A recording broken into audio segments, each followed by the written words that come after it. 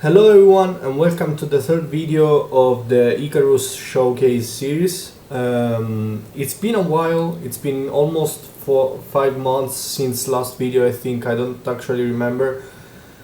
And I want to talk about some stuff first because Icarus it started as a small project which was just something for myself at first, but it got quite a lot of attention, and like for example from Eskil Steenberg, which is one of the programmers I admire the most, and Casey also commented on it. There has been some interesting stuff happening, so I wanted to comment on that first, and also I want to talk about LLMs and what I think about those and some stuff before going actually into the features I want to show, because there have been some new features I implemented. So first of all, if you want to ask me questions or suggest new features, you can join the Discord server, which I will leave down below in the description.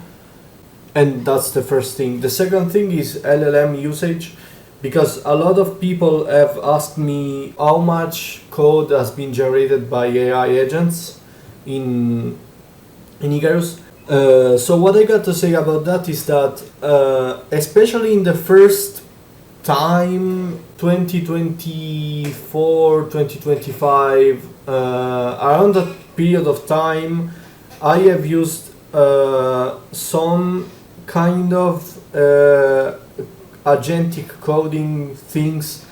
I always reviewed the code because it was shitty at the time, and I still think it is, and I think it will be for a while. I'm very skeptical about AI, and I will probably always be, just because I like programming.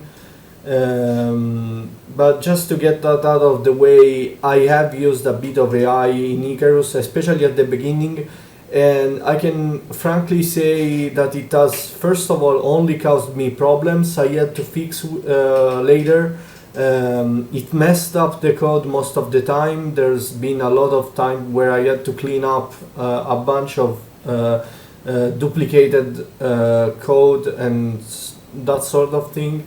At one point I just decided to continue working on my own, and so Icarus has been mostly hand-coded, handmade, and for a while there has been some AI usage on it. And again, it was only babysitted AI, if you kind of want to see it that way.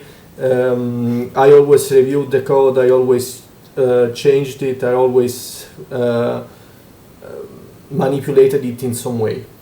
Okay, now I can start showing off some of the features that I implemented. Again, this is not an extensive list. These are all major features. It's not an extensive list because a lot of stuff has happened, and I worked on Icarus almost every day, but my main focus from this time has been major reworks around the code base rather than implementing new features. So that's why I don't have like 100 features to show.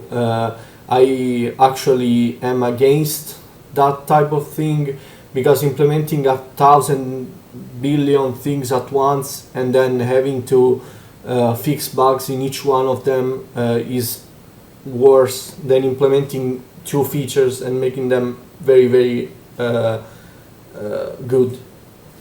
So let's start Icarus.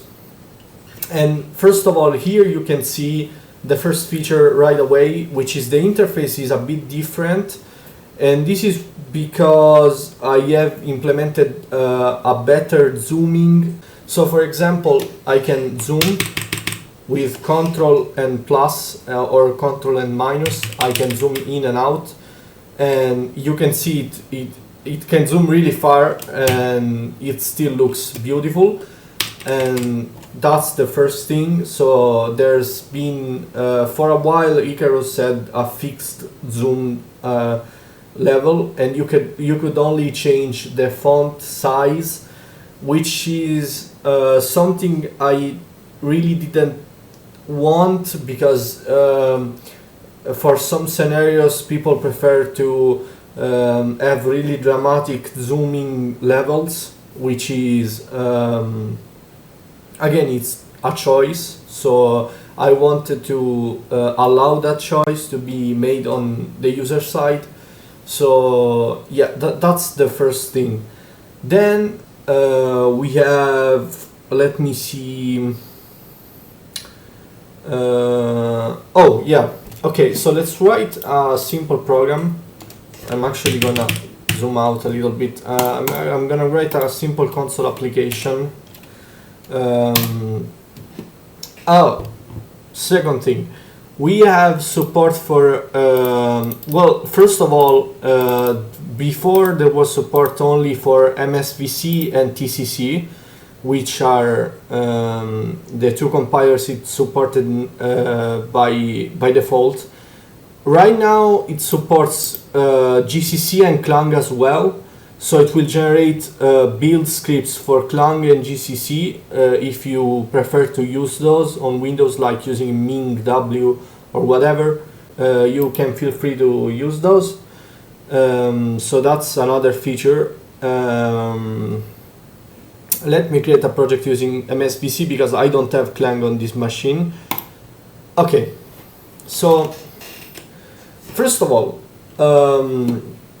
we have the animated cursor, which is like, for example, if you use something like RAD debugger, you are very used to this kind of cursor animation thing, which I really like. It's by far one of my favorite things because it made the editor much more fun to work with, in my opinion, and I really like this.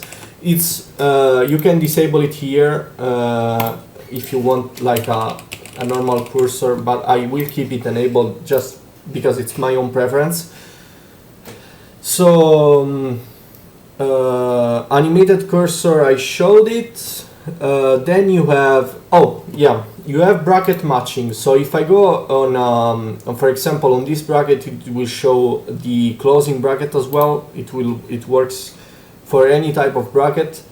You also have the ability to collapse code blocks. So if, for example, I have a very deep nested code block, I can collapse it all, and I can collapse it back. I can expand it back, I meant.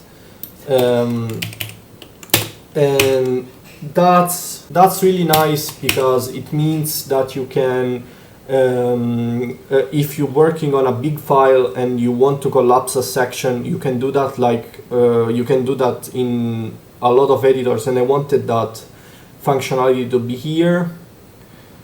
Another feature I wanted to show is the code formatter, which it's basically just a little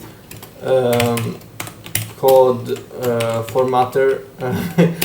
It's literally just that. It took a while to implement, but it basically, if you have an unformatted document like this one, you can just go into view, edit format document, and it will put, it will basically auto indent the correct part of the code, and it will look very natural as it how it does that.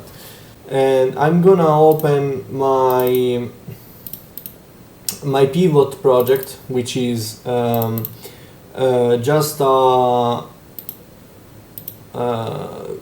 a super simple, not super simple, but it's my platform abstraction layer. And I want to show you the last two features, which are, the first one is peak definition. Okay, so let's say I want to show what the GUI combo box init. Let's say I want to check the definition of the function. I could either hover over it, but I can also right click and go to definition, and it will bring me there. But there's a new feature which is peak definition, which will open a little overview of the file, and you can scroll up and down, you can do whatever, or you can also open the file. It's pretty simple. And the other thing is finding files. Finding files is a new thing. It's a new dialog that opens with Ctrl+Shift+P, and you can look for whatever. For example, I can look for everything that starts with PV underscore, and for example, there are 1,119 results here, and I can scroll all of them. It's going to be really, really fast. For example, if I want to see PV shutdown here, I can just click enter and it will bring me there. So yeah, that's really all the features I wanted to show.